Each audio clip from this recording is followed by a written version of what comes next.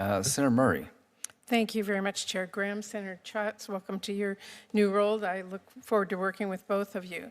Secretary Rubio, I am deeply concerned that you have overseen a systemic campaign to dismantle USAID, impound billions of dollars that this committee actually provided, and unilaterally remake the Department of State without the slightest bit of concern that you lack the authority to do that without Congress. It has created chaos, it's caused preventable deaths across the globe, and it has undermined American leadership.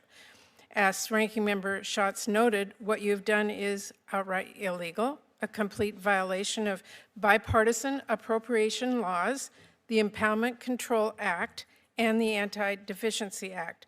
Within hours of taking office, President Trump halted all foreign aid in flagrant defiance of the law. Now, under your watch, Secretary Rubio, that freeze was implemented with chaos and cruelty. And then you illegally shuttered USAID, placing everyone on leave, halting life-saving work, literally locking people out of the building and out of their devices, even in dangerous corners of our world. You paid people not to work, abandoned our partners across the globe, and chaotically recalled global staff, putting more than 1,600 Americans who served our country abroad in limbo.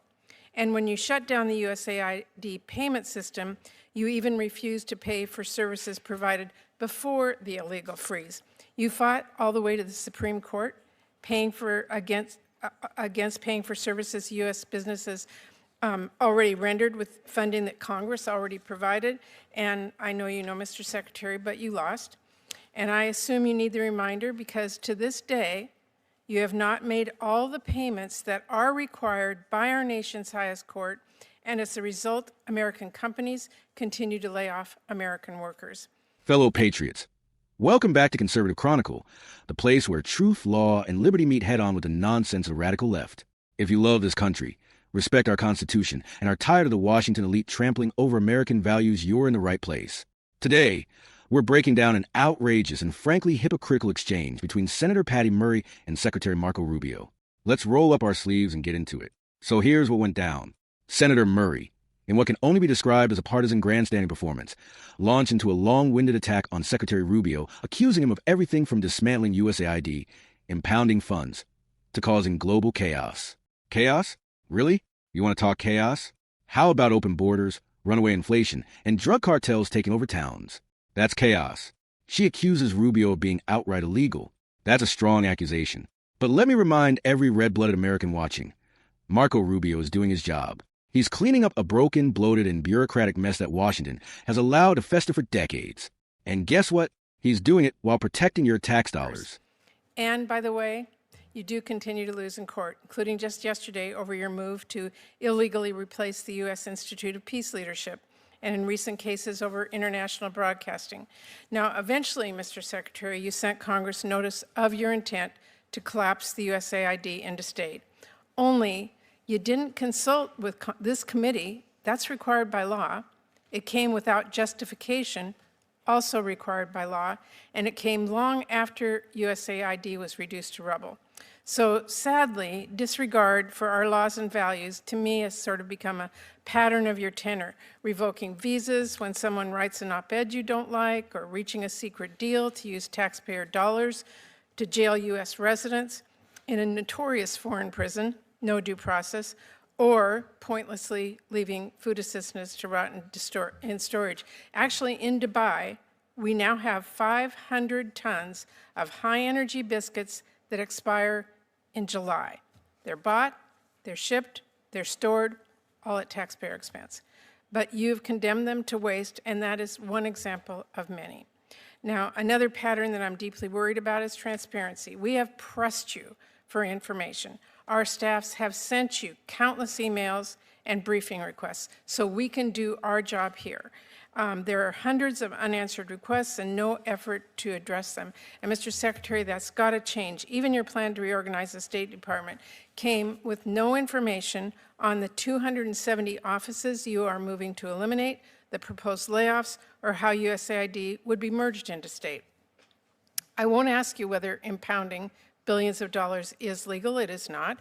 I won't ask you whether it's efficient to pay people not to work or fire them without determining staffing needs, and I won't ask you if cutting 91% of our counter-narcotic and law enforcement programs make us safer, abruptly abandoning agreements with allies makes us stronger, or ceding our global leadership to China makes us more prosperous. Of course not. We know that.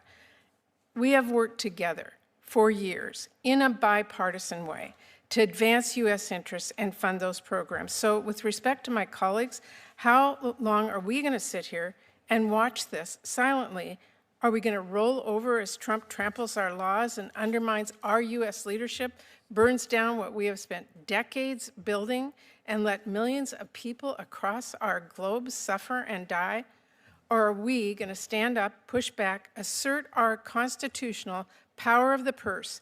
And to my colleagues on both sides, this is the moment to decide whether this committee continues to be a powerful bipartisan force, a force that I think we've all been proud of for a very long time, a force that is focused on safety and economic strength and national security, focused on leading the world in research and development and countering China and others with our soft power and our military power. Every single member of this committee knows what we are risking by letting this administration tear down so much. On USAID and other programs, we can always talk about how we can make things work better and other reforms. I don't think any of us are opposed to any of those considerations. We have been doing that in a bipartisan way for a long time. But that's not actually what Trump's fiscal year 2026 budget proposes. Mr. Secretary, I know you would like to give a 5-minute speech back to me, but I only have a few seconds left, and I do need some information from you. As I said, we have asked and have not gotten. Can you tell me, will you share the text and details with my staff of your agreement with El Salvador and any other similar arrangements, including the funding details that we need to have? Well, first, I'd like to respond to your 7-minute speech, which is primarily, I disagree like 99% of it. It's just not true. We've done nothing that's illegal. We've been in over 600 briefings to Congress. We've asked questions. We've answered questions repeatedly. We get hundreds of questions a day. We respond them as quickly as possible. And your characterization of the moves that we made Mr. Secretary, I would false. just tell you, we are here because we need the information so that we can write our budget and on a bipartisan. Well, you'll have the information you need to write a budget. Okay, so will we get the details on the El Salvador arrangement? Yes or no? Well, which Salvador arrangement? Your agreement that you've made with them about. Well, what agreement? The president of El Salvador agreed to take in 250 gangbangers, and we sent them. Funding details we have not gotten. We need to see what the costs are. Well, we haven't funded that. We've provided them law enforcement assistance. I know you just claimed that we cut all this law enforcement assistance. We've provided El Salvador and other countries law enforcement assistance. They have the right to spend that money any way they wish. But they did us a big favor. They took 250 dangerous, trained out. We didn't deport any U.S. residents. No U.S. residents were reported. I'm not going to argue with you on that. Well, it's not an argument, but don't say we deported U.S. residents, because we didn't. I don't deport anybody. I'm not asking. But we didn't deport U.S. residents. I'm asking you whether we can see the details of the arrangements, including the funding details. Well, I'm giving you the details. The arrangements are we provide law enforcement funding to El Salvador, among other countries. How they choose to spend that money internally is up to them. No. But I can tell you. Can you give me the details on the 200-plus offices you're proposing to Sure, we've eliminate? provided that. We need that. Can I get your commitment to give us those? It's part of our reorg.